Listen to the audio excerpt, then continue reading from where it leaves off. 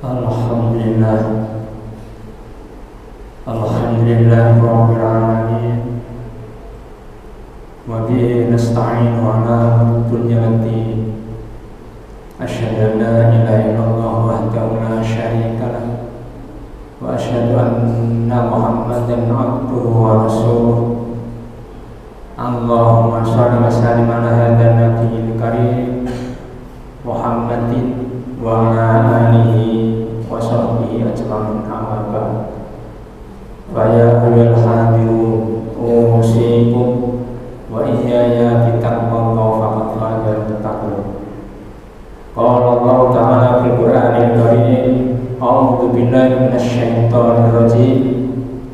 Ya ayyuhan nasu ubudu rabbakumul ladzi khalaqakum walladzina min qablikum la'allakum tattaqun.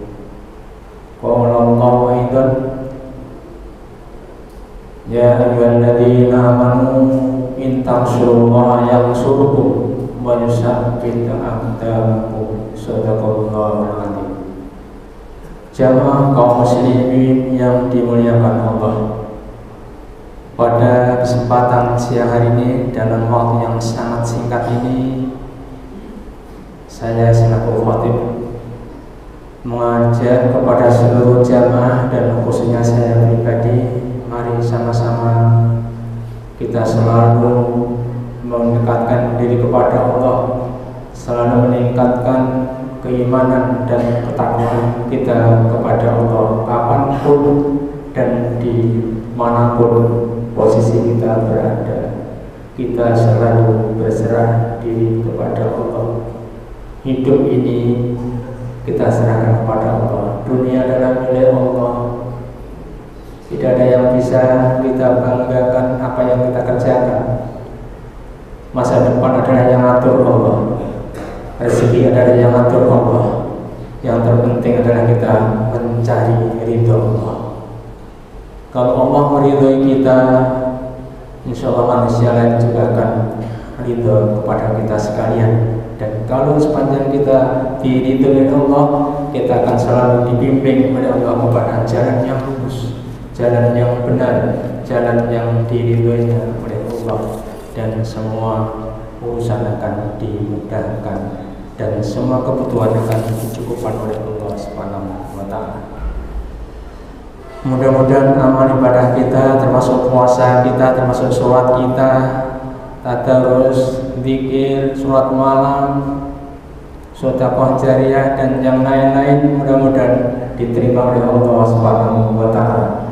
Dan mudah-mudahan sholawat dan salam tercurahkan kepada junjungan kita Nabi Agung, Nabi besar Muhammad sallallahu alaihi wasallam, dan termasuk kepada keluarga, sahabat dan para pengikutnya sampai yaumul akhir nanti. Amin. Jamaah yang berbahagia, tidak terasa perjalanan hidup manusia berjalan dengan begitu cepatnya.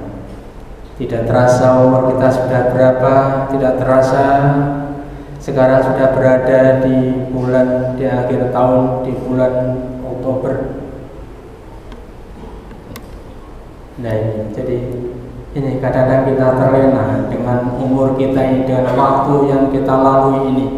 Kita banyak santainya, kadang-kadang kita belum punya bekal, kita tidak siap nanti kalau sudah dipanggil oleh Allah sewaktu-waktu.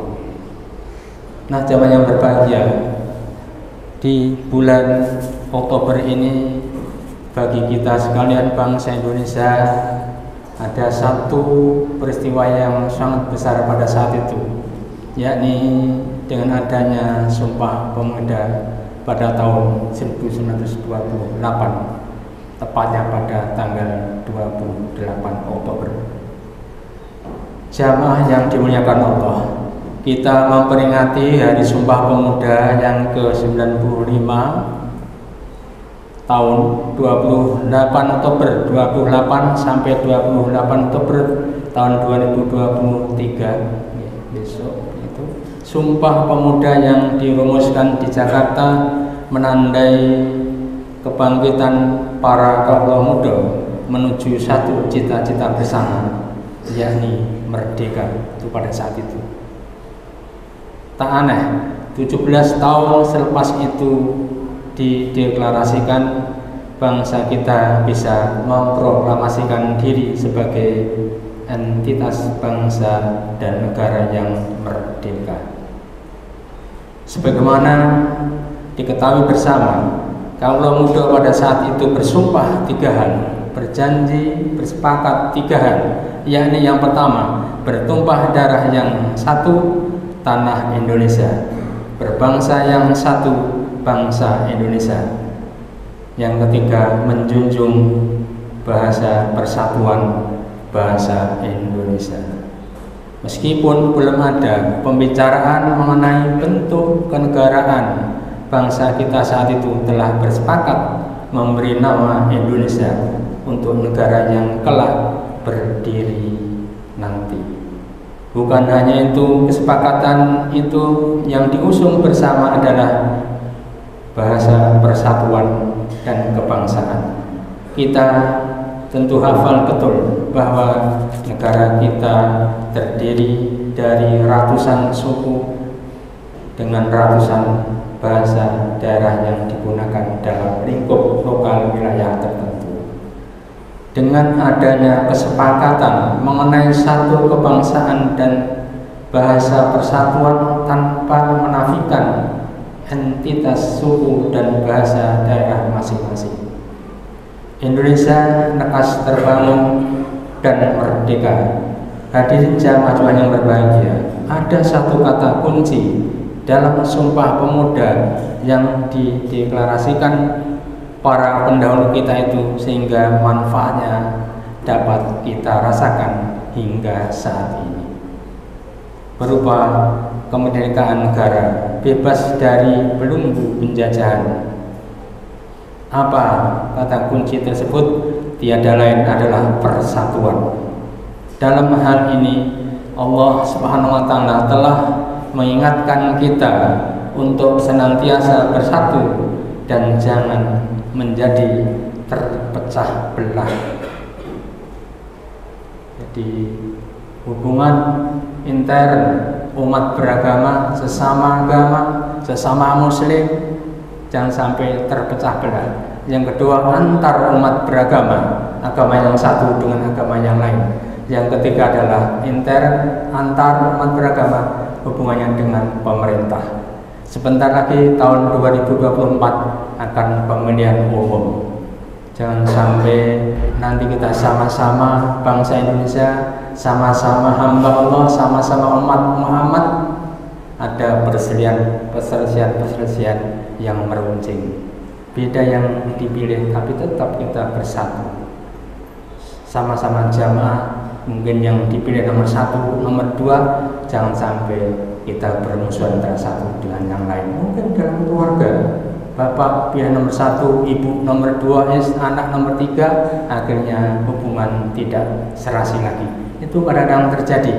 Maka saya mengajak kepada seluruh jamaah, mari kita bangun hubungan kita, hubungan yang baik. Atiullaha wa atiur rasul wa ulil amri minkum. Jadi kita jaga hubungan kita, taat kepada Allah, taat kepada Rasul, dan hubungan kita dengan pemerintah jangan sampai terpecah belah. Nah, jamaah yang berbahagia, peringatan itu difirmankan dalam Al-Quran surat Ali Imran ayat 105. A'udzubillahi minasyaitonirrajim.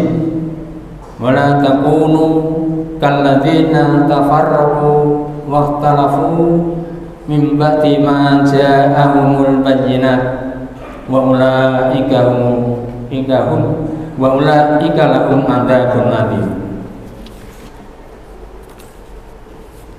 Dan janganlah kamu menjadi seperti orang-orang yang bercerai-berai dan berselisih setelah sampai kepada mereka keterangan yang jelas, dan mereka itulah orang-orang yang mendapat azab yang berat. Quran surat Al Imran ayat 105. Jamaah yang berbahagia, Allah Subhanahu wa Ta'ala secara jelas melarang kita untuk menjadi pecah belah. Bila kita lihat secara bahasa pada kalimat tersebut, Allah menggunakan la nahi yang berarti larangan, Dalam satu kaidah disebutkan bahwa larangan secara asalnya dihukumi adalah secara haram. Artinya jika kita melakukan tindakan yang membuat perpecahan, maka itu perbuatan yang berdosa. Dalam pemahaman terbalik mafhum mukhalafahnya, kita diperintahkan untuk bersatu padu. Persatuan dapat mengokohkan persaudaraan. Betapapun kuatnya, jika persatuan tidak dipegang dengan baik oleh masing-masing individunya, tentu akan bangunan kelompok atau golongan akan mudah runtuh diterpa beragam hal. Oleh karena itu, mari kita bersama-sama memperkuat persatuan kita, sebab Rasulullah juga menjunjung persatuan untuk menjaga keamanan dan kenyamanan dalam menjalani kehidupan di kota Madinah pada saat itu. Hal tersebut tertuang dalam sebuah piagam Madinah. Dalam piagam tersebut berbagai suku dengan latar belakang agama yang berbeda menandatangani kesepakatan damai bersatu untuk tidak saling menyakiti satu sama lain. Hal ini sejalan dengan sebuah hadis Rasulullah yang artinya dari An-Nu'man bin Bashir, ia berkata, Rasulullah SAW bersabda, kamu melihat orang-orang mukmin di dalam saling berkasih sayang, mencintai dan bersimpatinya seperti tubuh. Jika sebagian anggotanya sakit, maka sebagian tubuh lainnya akan tertatih-tatih ikut merasakannya, sebab tidak bisa tidur dan demam. Hadis riwayat Muslim. Semoga kita semua diberikan kekuatan untuk dapat menjaga persatuan dan kesatuan di negeri kita yang tercinta ini. Zaman yang berbahagia, mudah-mudahan kita masih diberikan kesempatan oleh Allah dengan panjang umur, sehat walafiat ini. Mari kita sumbangkan tenaga pikiran kita untuk menuju kebaikan di masa yang akan datang. Mudah-mudahan kita menjadi hamba Allah yang muflihun, yang berbahagia, yang bisa memanfaatkan patuh sampai di akhir hayat kita.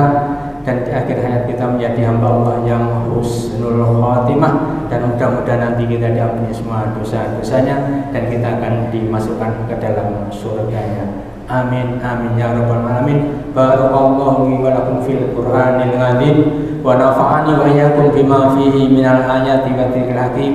Aqulu qawli hadza wastaghfirullaha li wa lakum fastaghfiruhu innahu huwal ghafurur rahim.